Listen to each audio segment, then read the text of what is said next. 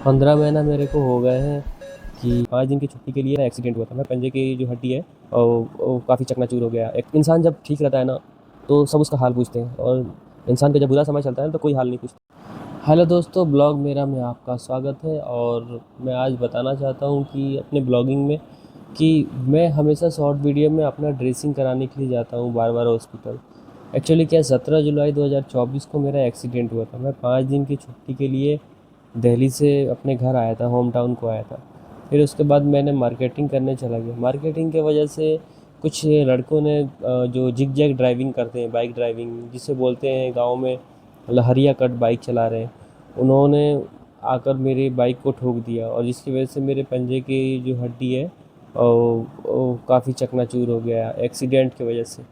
और फिर उसके बाद से मैंने डॉक्टर को कंसल्ट किया। डॉक्टर के कंसल्ट करने के बाद उन्होंने बताया कि आपका पंजे की जो उंगली, पंजे की हड्डी जो है चकनाचूर हो गई है, जिसकी वजह से आपके 5 पैर में 5 के वायर लगेंगे। जो एक मेडिकल के वायर होता है वो हड्डी को सपोर्ट के लिए होता है, तो वो 5 के वायर लगे। उसके बाद से मैंने 8 महीना तक तकरीबन बेड पे रहा, और बेड पे रहते रहते डॉक्टर ने बोला फाइनली कि आप चलने का कोशिश करो। फिर 8 महीना बेड पे रहा, और उसके बाद 3 महीना मेरे को चलने में लगा।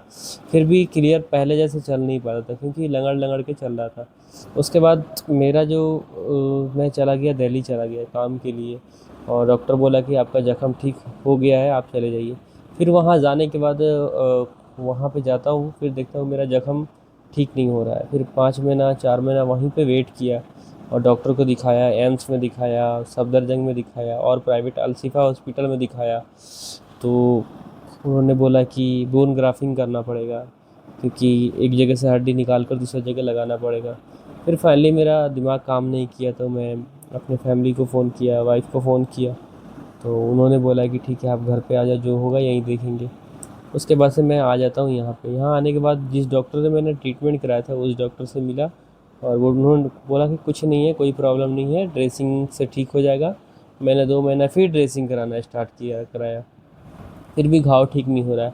अब तो प्रॉब्लम ये हो गया था कि घाव ख़त्म होने के बजाय वो घाव और बड़ा हो रहा था, जख्म जो। फिर उसके बाद से मैंने दूसरे डॉक्टर को दिखाना स्टार्ट किया।